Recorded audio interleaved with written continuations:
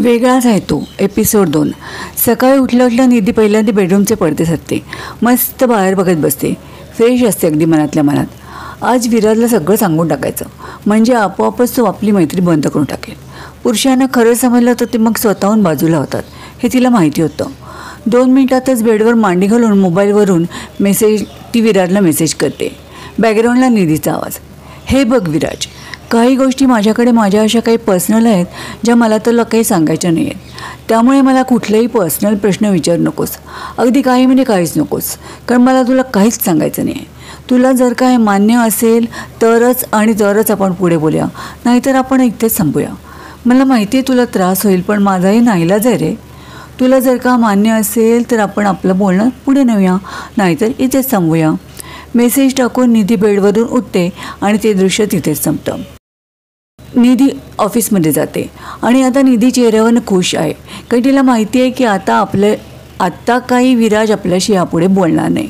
कुठेतरी तिला सुटका झाल्यासारखंही फिलिंगमध्ये खुश. त्यामुळे सगळ्यांशी ती हसून खेळून बोलते आणि घरी यायला निघते. रिक्षात बसते आणि तिथेच हे दृश्य संपतं. पुढच्या दिवसात निधी बेडवर बसून मोबाईलवर मेसेज बसते. तो विराजचाच मेसेज असतो. बॅकग्राऊंडला विराजचा आवाज. ती वाचते आणि विराजचा आवाज. मग काय मॅडम, खुश ना? आता काही मी तुझ्याशी बोलणार नाही. तुझी आणि माझी मैत्री आजपासून संपली. निधी, वेडी आहेस का गं तू? तुला काय वाटलं या अशा मेसेजने मी तुझ्याशी मैत्री तोडेन? मग तू मला ओळखलंच नाहीस.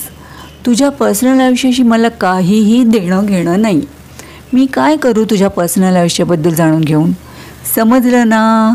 शिरत्यानं डोक्यात. आता एक मस्त स्माईल दे बघू. किती टेन्शन घेशील गं, किती टेन्शन घेशील. वेडपट नुसती.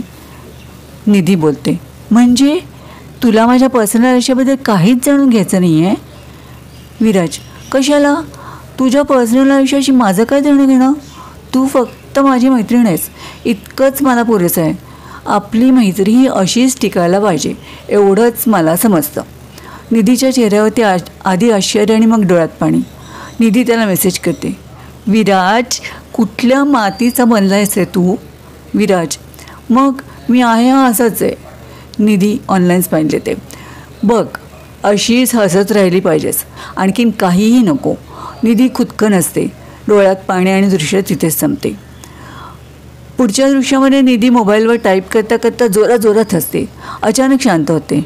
विराजचा आवाज. काय गं, काय झालं? हसता हसता एकदम शांत. विराज, मला ना भीती वाटते.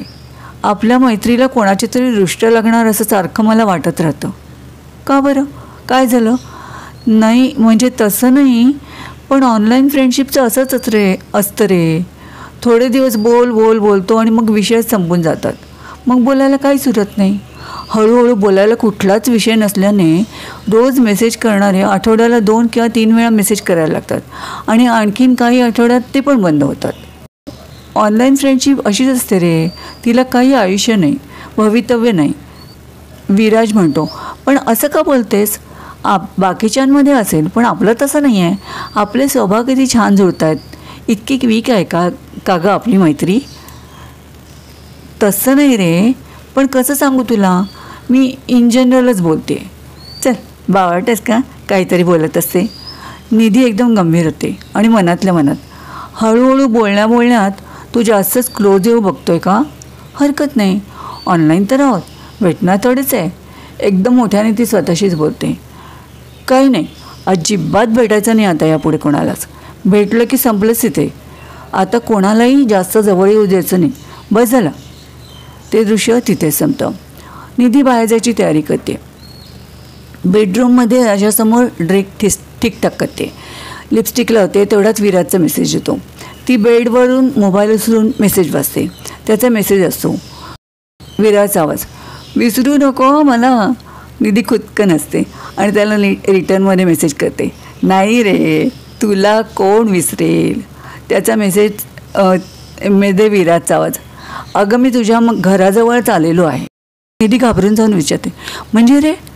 अगं बावळाट, डॅडना एअरपोर्टवरून आणायला कारमध्ये आहे, सांताक्रूजजवळ. म्हणजे तुझ्या घराजवळच ना? निधी सुटकेचा निश्वास टाकते आणि त्याला मेसेजमध्ये कळवते.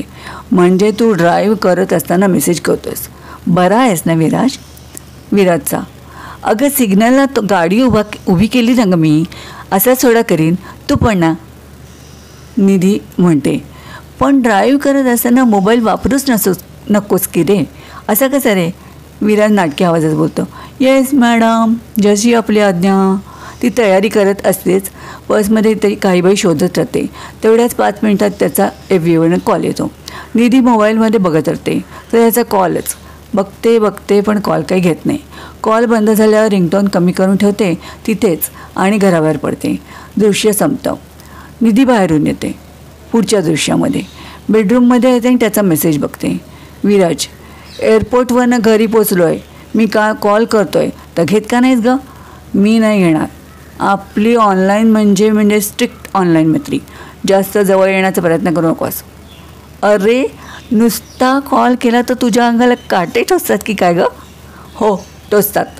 अचानक कॉल कोणी करतं का? ठीक आहे, आता सांगून करतो, तासाभरात करतो, तेव्हा तर घेशील. निधी सटपटते आणि बोलते, बघते, पण तू कॉल का करतोस विराज? अगं, माझ्या आवाजाचा फील यायचा तुला. माझा आवाज चांगला आहे गं. आत्ता महिनाभर आपण नुसतेच मेसेजवर मेसेज बोलतो आहे, पण आता माझा आवाज पण आहे की? निधी विचारत पडते. थोड्यात विराजचा मेसेज, आत्ता जर का कॉल घेतला नाहीस तर मरून जाईन ना मी. निधी मेसेज करते, चल मरून जाईन म्हणे. बावळटच आहेस. मेसेज करते आणि शांत होते.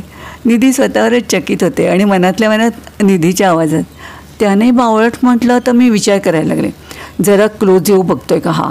आणि आता मी काय करते, मी पण त्याला बावळटच बोलते आहे. तिची जरा एक हालमेलच होते. किचनमध्ये जाऊन ती पाणी पिऊन येते तर ह्याचा कॉल येतो. 1 मिनिटभर विचार करत निधी नुसतीच मोबाईलकडे बघत राहते आणि शेवटी कॉल घेतेच.